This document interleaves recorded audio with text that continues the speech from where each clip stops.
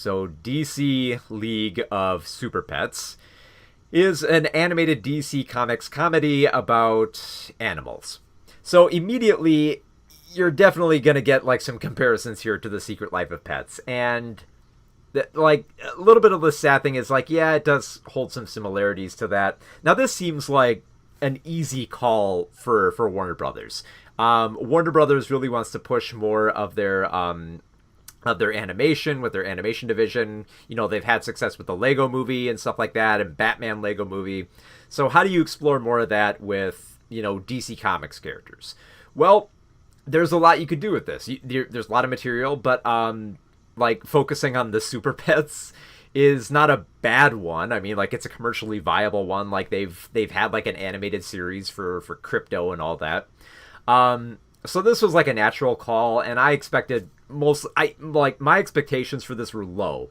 Very, very, very low. I just expected basic animal jokes. I knew there would be a heroic mission where Crypto has to prove himself.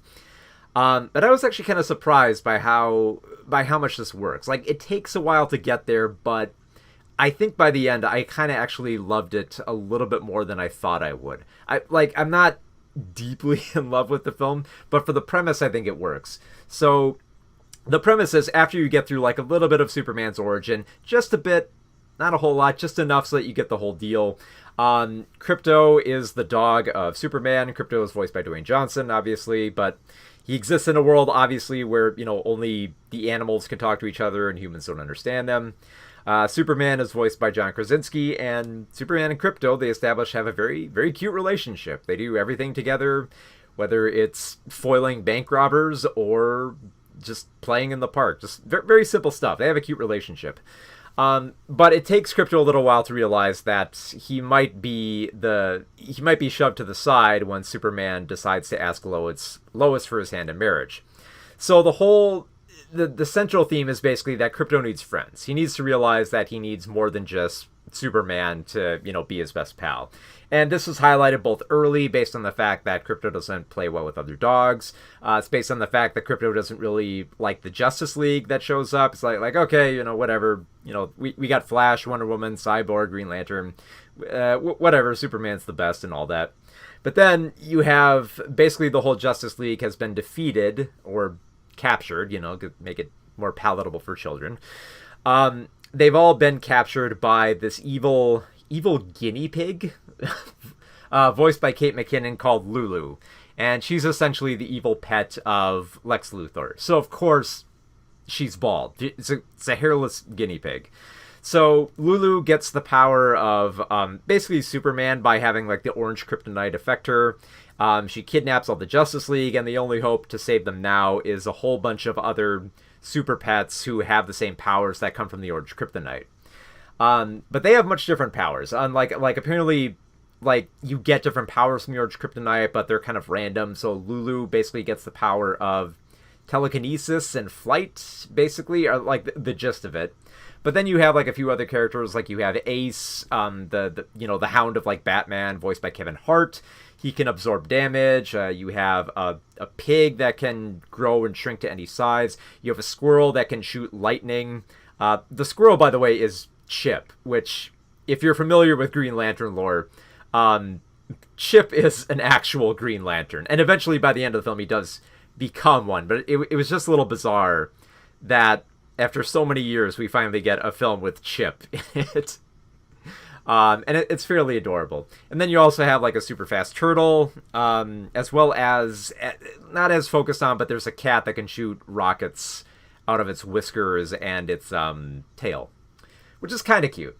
Now, for like the first half of the film, it's kind of like fairly standard typical jokes. Like, you see Crypto being jealous, you see him like making all like the typical dog jokes, like, and you get a bit of like a fish out of water story. You have Crypto affected by kryptonite, so you have to learn all the things that dogs learn.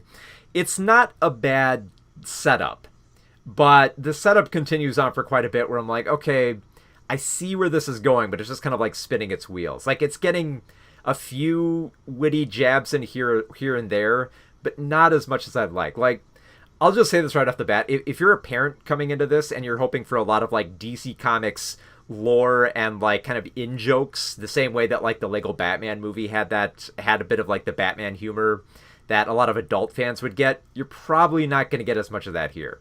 The comedy is definitely better tailored for the kid audience, specifically because there is one scene where they reference Paw Patrol in kind of a mocking manner, and that's one thing that you know that like kids are definitely going to dig on that joke.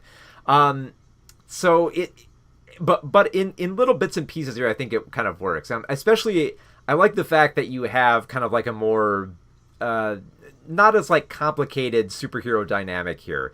Like, I love the fact that like Superman is just wholesome and adorable and kind of a dork. So I don't know, it feels a while since we've had like a Superman like that in the big screen. So for the few moments where he's actually being kind of sweet with Krypto and also conflicted about his relationship, without being too neurotic about it. Like, I would expect Superman to just kind of be awkward and weird the whole time. But he's actually not. He's actually a pretty sweet guy. I was actually surprised how much I dug Krypto, even though a lot of his humor is just kind of like, kind of falls flat, especially when he tries to adopt a secret identity called Bark Kent. It's like, all right, kind of a dad joke, but it's not quite working here. I do feel, though, that by the end of the film, they do find a bit of more of an emotional core, especially even when you have, like, they set up very early on that Krypto's going to have to make a sacrifice by the end of this. But when you get to the end here, the whole theme of, like, friendship and, you know, realizing that you have to let go of things, I think works really well here. It works well enough that I didn't mind as much of, like, the corny humor, or, like, a bit of like the typical like superhero big action ending that they had here. So I feel like most of it works. I mean, you have like a pretty amazing cast here who does like okay jobs with it, even though I have to admit, like, if you want to relate back to like the Secret Life of Pets, there was like one of the things I noted about Illumination animation, which this isn't Illumination, just to make that clear, but Illumination always has this way of casting actors who you can't tell that they're doing a voice. Like you could always tell like the casting director would try to make them go out of their element. And there's definitely a lot of actors here who I did not expect to be in these roles. Like Kate McKinnon, I could kind of hear, like, definitely, like, you can hear Dwayne Johnson and Kevin Hart. They have unmistakable voices. But I didn't realize that Keanu Reeves was doing Batman. Like, it's not even that obvious, because, like, he's really trying to do, like, the growls. You kind of got to listen for it. I didn't realize, like, Mark Maron was doing Lex Luthor, which is very surprising, because I've heard Mark Maron do a few animated films before this, and he really does switch it up.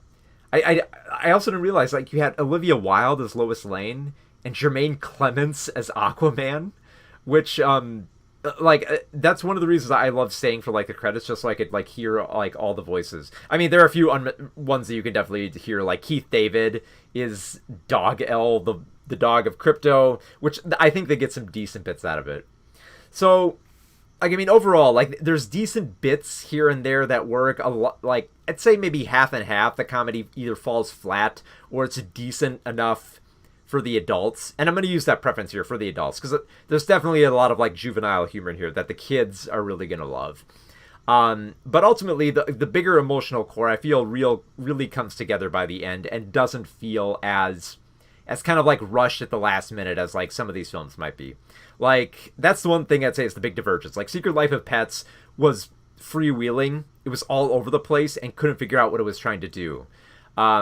But League of Super Pets, it definitely knows what it's trying to do. And it does it all right. It does a pretty decent job at it.